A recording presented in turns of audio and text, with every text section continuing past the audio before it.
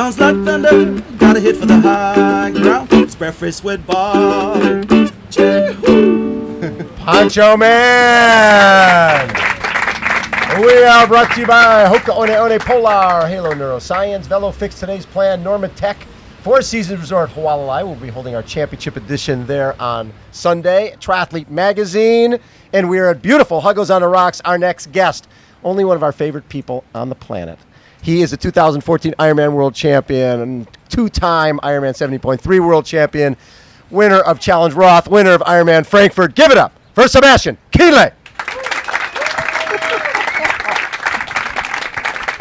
Thanks, Bob. I don't think there's a lot of people who've won all of those. 70.3, Ironman, Challenge Roth, Frankfurt. That's a pretty small club. Well, I would say Jan tops it off with an Olympic champion. Okay, we'll give him that. He's won all that and the Olympic. Yeah, but pretty close. So when I heard Jan wasn't racing, the first person I thought of was you, because I knew you'd be bummed, right? You want to race the best guys when they're at their best.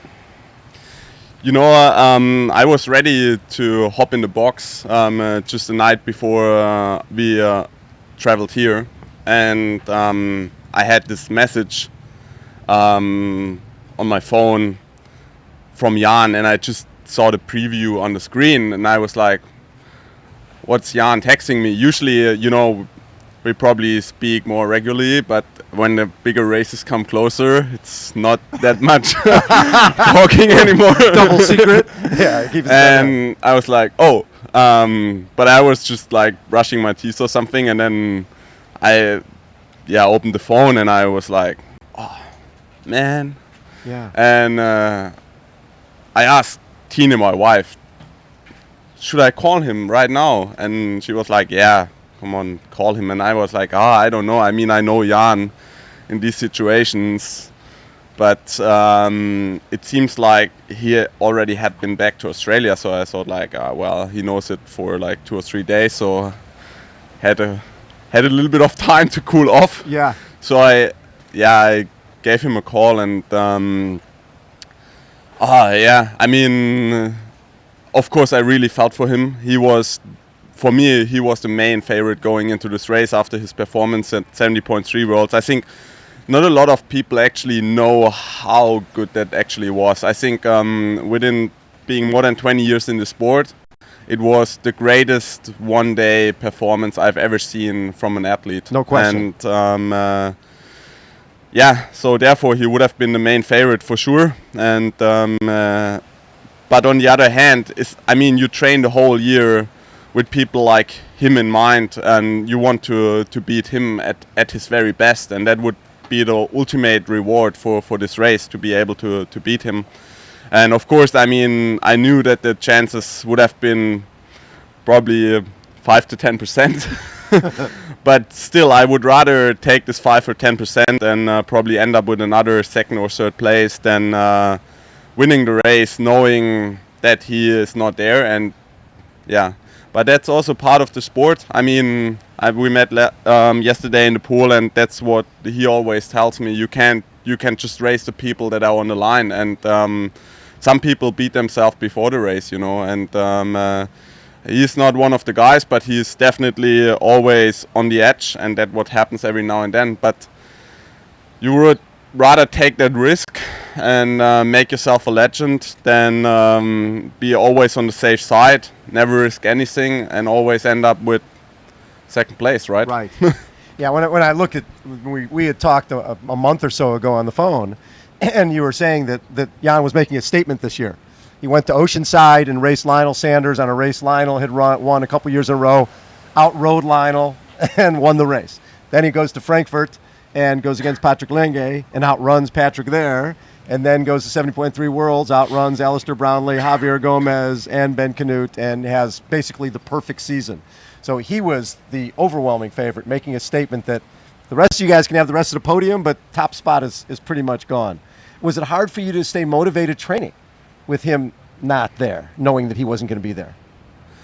Not really. I really had to basically clear my mind from stuff like that, and not really think about it anymore, because it doesn't really help you. No. And of course, I would be a genius if I would always be able to control my thoughts, and sometimes you think about it, sometimes you don't think about it. And of course, a lot of people ask me a question. I'm basically Jan's press speaker most of the times. I probably answer more questions about Jan than about myself. But, well, I mean, that's not a bad thing, but yeah, I didn't really thought about that anymore going into this race, just when I got asked about it. Sure.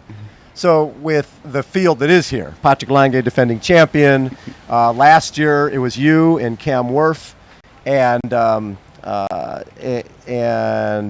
wait, who else did you have? It was you, Cam Wurf, Lionel, right? And the three of you guys just attacked. And now Andrew Starkowitz is coming over, one of the best cyclists in the sport.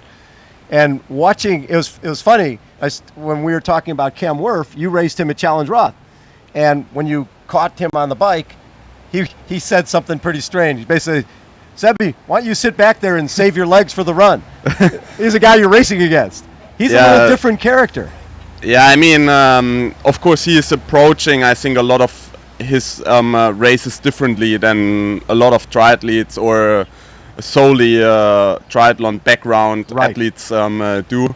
I mean, I race 2 long course races a year, or maybe 3, and I want to absolutely destroy myself in these races, and I want to win them no matter what. Right. And he's taking this cycling approach into triathlon, probably, where you do a lot of races, and after 10, 15k you realize, I'm probably not having the legs, or a lot of the cyclists use stage races for training. They're not going for the win on every single stage. Sometimes you just stay in the pack. And I mean, not that I think he didn't want to win Challenge Ross, but he always seems to have a certain goal in a race. And I don't know what his goal was in that race, but it obviously had to do something with just like logging a very constant amount of power and a very high constant amount of power on the bike. And so he was riding in front the whole day, and I was like, well, I think I should take my fair share and go to the front. And so he turned around once, and I thought like, oh, now he wants me to lead. Okay, I go to the front. And I went to the front, and after, I don't know, 1 minute, he overtook me back and said like, oh, I just have to ride steady power and something like that, and just wait for the run. And I was like, okay, if he's doing that again here, I'll take it. I'm not gonna go to the lead. But yeah, of course, there are a couple of guys that have common goals, and there will be groups within this race that share the same interests for a certain time in the race. And yeah, of course, so he is just phenomenal when you ride behind him. He's like so constant, so smooth. He's not just very good with like pure force, but just how he rides technically and everything. It's even for me, it's still something to learn. Yeah. So Lionel Sanders, you've had some great races with Lionel over the years. And one of the things you mentioned about Lionel's a little different than a lot of people, right? Because it's not like if you're racing him, you can intimidate him or you can sort of beat him. He just feels, it seems like that he's out to torture himself, and he doesn't really care if you're there or not. Yeah, exactly. I mean, I raced him a couple of times now, and unfortunately for me, in the last couple of races, I ended up second place most of the time. I mean, there's a lot of people out there. When you run on Queen K, 30k into the marathon, you just don't want to suffer anymore. I mean, if you are in third place, you just hope that the guy in fourth place didn't really want to catch you, and the guy in second place, you don't really care about him. I mean, you just want to finish the race, and that's it. And you can make a lot of impressions on people if you go by them hard, or if you make them think that they're not at their very best and stuff like that, Lionel doesn't care. You know, I mean, in St. George, I think he had a lead on me on the run for a minute 30 or 2 minutes or something like that. But he was running the last K absolutely all out, just for the joy of pain or something like that. I don't know. And I mean, it's really difficult to beat somebody that basically just wants to suffer, you know. And so therefore, he's definitely one of the main factors here in the race. So when you look at how the race played out last year, do you see it fairly similar, or is it every year a little different? Well, of course, there are more factors in this race this year for sure, but I mean, the overall setting could be pretty similar. But yeah, you mentioned Andrew Starkowitz. Yeah. He's definitely one of the guys that makes the front pack in the swim and is able to ride away from the pack. But there will be a lot of guys that try to take advantage of that situation and probably try to ride with him. And then it's also, I think, Cameron, Lionel, and also myself, we all improved a little bit our swim. And it's going to be interesting to see if one of us or all three of us make probably the front pack or the first main pack, and that would change a lot. So it can be the same, but it also can be totally different. So. And then you got one of the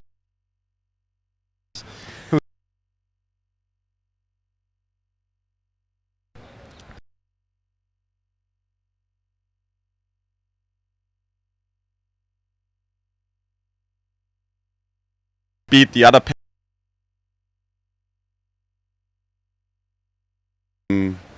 You learn a lot of things about yourself in every preparation, every year. But yeah, of course, it changed your life, for sure. Yeah. For some people, probably more. For some, less. But I mean, I would say my life was pretty good before I won the race. So I would not say like my life was shit and afterwards. It was all sunny and whatever. But it's for sure, it's what you make out of it. That's the important thing. What is it about this island for you?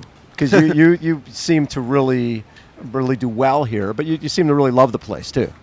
I think you have to love the place to do well here. If you exit the plane when you arrive here at the small airport and you think like, oh, this is horrible. Or if you do your run in the morning and you always think about, oh, at home I run this and that splits and here my heart rate is 10 higher and whatever. If you not like accept the challenges that comes with the climate and and the mother nature here on the island, you're not going to do well here. So I think it's sort of like I tell myself that it's great and that I love it. But it's also just a lot of reasons. I mean, I wake up every morning and have breakfast and watch a dolphin show. And, you know, I mean, I can't think of other places I've been interviewed for a radio station and they didn't look quite like that one. So, I mean, it's definitely a good place. And to call that work, I think you just have to pinch yourself every now and then and say, hey, this is actually something pretty good. You've been doing this for a long time now. And do you still love it in terms of being a professional athlete, traveling the world, or is it that's a lot of work? That's a professional triathlete. Is you swim, bike, run, physio. It's a full day. Social media. Let me ask you one other thing. With social media, it used to be people sort of kept their workouts to themselves. Now you wake up in the morning and see Lionel set another PB in the pool, and he did this and did that. Is it hard to ignore that stuff and not overdo your own training? I think that comes with experience. You know, it would have probably irritated me in my first two years or something like that. Now it's more like I'm just laughing about it, and I'm playing the game. I mean, I can't admit that sometimes if you have a bad day and I mean, I'm not even following the main competition because it's not worth it for me. But somebody tells you, have you seen this and that? And then you're like, ooh. But, you know, that comes with experience. And Lionel is one of the guys, he's like so tough.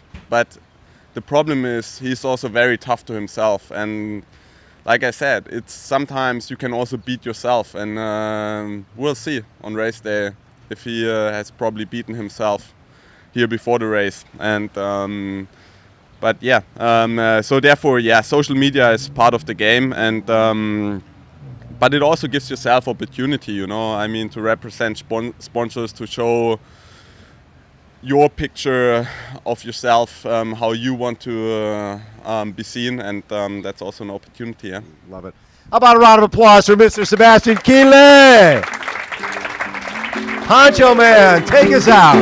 Sounds like a hurricane. Gotta hit for the high ground. It's breakfast with Bob. Oh, yeah. Another round of applause for the legend right here.